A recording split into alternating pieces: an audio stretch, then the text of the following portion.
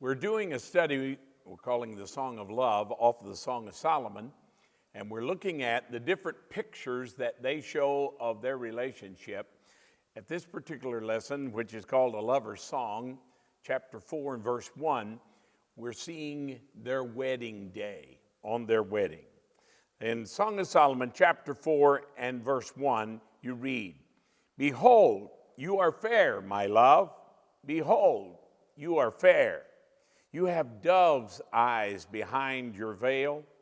Your hair is like a flock of goats going down from Mount Gilead." I'll comment more on that in just a few moments. That particular verse sets the scene for their wedding day. He continues to talk about what happened when they got married and the different things that happened that stood out. Now, you remember from the previous lesson that he began his marriage by making his wife feel secure. Now he's making her feel loved. It's important that you note the word feel. It's not enough for you to love. You've got to be able to communicate that love in a way that your wife can understand with her emotions. She must feel loved. If she doesn't feel loved, then there's going to be problems. It's like the story they tell about the old farmer that, he was very, very stoic in his way of communicating with his emotions. And anyway, his wife wanted to go and see the pastor, and they go in, and she just breaks down and starts crying and said, "He doesn't love me. He doesn't love me." And he's looking at her like, "What's wrong with you?" And finally he speaks and said, "I do too love you." And she said, "Well, you never say that you love me. You never tell me you love me." And he said, "Woman, I told you 14 years ago when we got married that I loved you. And if I change my mind, you'll be the first to know." Now, we laugh about that, but sometimes we men are, we're not good at communicating our emotions. What we feel is not enough. It's what we're able to communicate to her that she can feel. Now, what Solomon does in these next verses of chapter 4, he begins to describe, this would be what we would probably call their wedding night, probably the first time they've had to be alone after this big wedding ceremony. He starts with her eyes. Now, all you gentlemen, listen very closely to me, because Solomon knew something about women, that's for sure. Any man that can get married as many times as he did had to certainly understand something about women. But he begins with her eyes by praising her beautiful eyes. What he's doing, he's making her feel special, not sensual. There's a big difference here. He is communicating how special she is to him. And by looking directly into her eyes, he's giving her his undivided attention. Now, I don't know if you gentlemen have ever had the problem that I've had, but there's been quite a few times my wife will be talking, and all of a sudden she'll stop and say, "Look at me." Because, I'm working on my iPad or my computer or whatever, I'm listening to what she's saying, at least most of it, but she doesn't have my undivided attention. That's what Solomon is giving to her in making her feel special. So he's looking right into her eyes and he says, "You have dove's eyes." Now, again, you must remember, these people came from an agricultural society where there was a lot of farming that went on. There's a lot of the birds and the animals that they're around all the time. So when he said, "You have dove's eyes," that was saying your eyes are very, very beautiful. They stand out in their singular attention. Now what he's doing here is using word pictures. And I would encourage you, practice this. Practice it with each other. Because as someone has well said, women are from Venus, men are from Mars. And we know what they mean by that we communicate differently. And so since we communicate differently, we speak different languages. One of the best ways to learn how to bridge that gap and to communicate with your spouse is to use word pictures. And so that's what he's doing here. He's using a word picture. You have dove's eyes. And you remember the dove became his favorite symbol that he would use to symbolize his bride and say, my dove, my dove. The second thing he talks about is her hair. I wanted to come back to that statement where he said, your hair is like a flock of goats. Now, I recommend to you, don't use those words. It probably would be misunderstood. But she understood exactly what he's talking about because she's a shepherd girl. Now, unless your bride is a shepherdess, then I wouldn't recommend telling her that your hair looks like a flock of goats. She probably won't speak to you the rest of the evening if you do. But what he's doing, he's describing her wavy black hair. That's a word picture. Remember, this flock of goats is descending upon the mountain of Gilead. How do the goats come down off the mountain? They don't walk in single file, every one step. No. They're hopping and skipping and jumping, and as they come down the hillside, and it looks like wavy black hair. That's exactly what he's doing. He is describing her wavy black hair and saying, this frames your whole face, your beautiful wavy black hair. So he's choosing a word picture she understands. Now that's the key. If you choose the wrong word picture, then they're not going to understand. You're miscommunicating. You've got to use something your bride understands. And also, you ladies learn the same thing in communicating with your husband, because so many times what you're trying to say is not what he is hearing. So he's using word pictures that she understands. He goes on in verse 2 to say, your teeth are like a flock of shorn sheep. In other words, they've just had all the wool cut off, and so they're so pretty and white right now. They have come up from the washing. Every one of them bears twins. In other words, there's no gaps in her teeth, and none is barren among them. He's, again, using a word picture. Remember, she was a shepherdess. And so she knew exactly what he's talking about when he begins to describe her teeth as a flock of white sheep, and saying how evenly matched they are. They are perfectly matched. There's no gaps. There's none that are missing. You have a beautiful smile. Now, why didn't he just say, you have a beautiful smile? Because the word picture is much more powerful. It's a stronger image. If you think back on the teachings of Jesus Christ, how many times did he teach us by telling a story? Why didn't he just go into his discourse and teach us some theological terminology? No. He knew we would quickly forget, so he used stories that we could understand and remember. That's what Solomon is doing here. And he's saying, your teeth are framed by your beautiful smile. That's the next thing that he refers to. He said, your lips are like a strand of scarlet. In other words, a thread of scarlet. Your mouth is lovely. Your temples behind your veil are like a piece of pomegranate. Again, these are word pictures that he is using to describe his bride. As he talks about her mouth, he says, your mouth is outlined by your deep red lips. That's exactly what he's saying. Your lips are like a strand of scarlet. Scarlet, of course, is red. The strand would be like a red thread or a red cord. And so he's saying it. And again, the reason he uses word pictures is because it's more powerful. It is something that she can relate to. She can feel what he is saying. Now, I understand some men are more romantic than others. Some men are, bigger talkers than others, some easier to communicate. But it doesn't matter. You need to practice on communicating what you feel.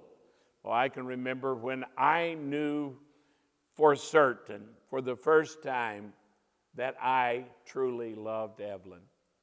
And I wanted to tell her. I tell you, I never choked on anything so hard in my life. I could not hardly get those words out. And I really believe that is the way that we men are. The greater a meaning, the greater a value, the more something means to us, the more difficult it is for us to communicate it. But you must learn how to do that.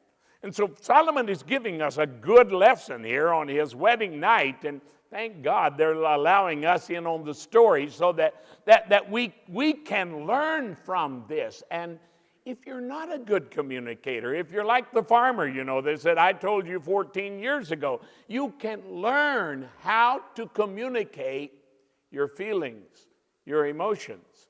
You can learn how to do it. And so Solomon is saying, your lips are like scarlet, like a scarlet thread. And he said, not only do you have beautiful lips, but the sound of your voice is beautiful. I can remember telling Evelyn this so many times because it's so true. Her voice to me sounds like music. Like music. And the moment, that she realizes I'm the one that's calling her, I hear that sound in her voice that you've got to learn to communicate that. Now, I haven't done it much lately.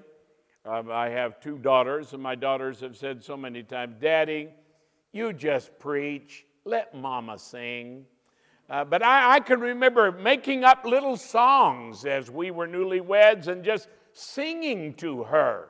I'm sure it was probably more amusing to her than it was anything else, the way that I sing. But it's the effort that you're putting into it. It's what you're doing, what you're attempting to do. And so he said, you not only have beautiful lips, but you have a beautiful voice. I love the sound of your voice. It sounds like music to my ears. Boy, now this is good communication.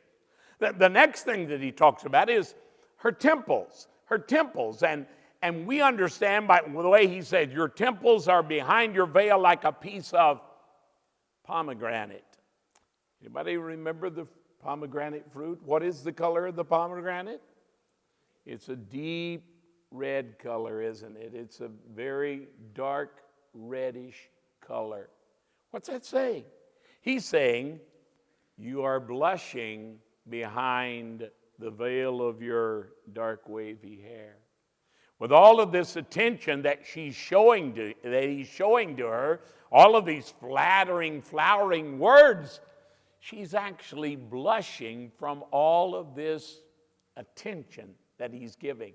And that's what he's describing there when he said, your temples are like a piece of pomegranate.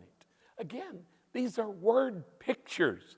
Now, we can learn from this and practice on this. Do your best to learn how to communicate and to speak in a language she not only can hear, but that she can feel. Now, notice something that's happening here. He has said nothing that could be misunderstood as being sensual. He starts with her eyes. He talks about her hair. He talks about her mouth. And then he talks about her temples. He has said nothing that could be misunderstood as being sensual. Now, you men listen to me very carefully here, because I think this is one of the things, and because we men are wired the way that we are wired, the way we are made, we are physical.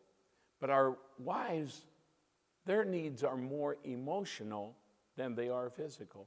The physical, of course, is important to them, but I don't think it is as important as the emotional. Because I know men that, they have provided for their wives as far as a house and money and clothes, And yet the wives go out looking for attention. Why are they doing that? Because he's missing the emotional needs of her life. Now, what Solomon begins to do, because he starts with her eyes and then her mouth, her temples, her hair, he slowly begins to lower his gaze. And this is what he says in verse 4. Your neck is like the Tower of David, built for an armory, on which hang 1,000 bucklers, all shields of the mighty men. Now, what's he doing as he begins to lower his gaze and looks at her neck? He's turning his attention to her wedding necklace. Jewelry is important in almost every culture. It was certainly important in the Jewish culture. And in the Jewish culture, one of the things that a bridegroom would do for his bride-to-be as he's getting engaged to her, and of course that was one of the differences between their culture and ours. When they were engaged to be married, officially the wedding had already been done. They were now husband and wife, though they were not living together. That would come later. But officially, the legal part, the legal aspect would be done. It would be similar in our culture where you must go first and get your wedding license before the pastor can perform your wedding ceremony. And so one of the things that he would do at that time is give her 10 silver coins. Do you remember the story Jesus told about the woman that had 10 silver coins and lost one of them? Now you know why those coins were so important to that lady. It's because they were not just silver coins. No, that was a wedding gift from her husband when they were officially engaged to be married. Now, Solomon is a king. He's not going to give silver. No, he doesn't even drink out of silver cups. He's going to give gold coins. Now, if the man had enough money, he would go to a jeweler with those silver coins, or as for Solomon, golden coins, and have them made into a wedding necklace that she would wear on their wedding day. That's what he's talking about here.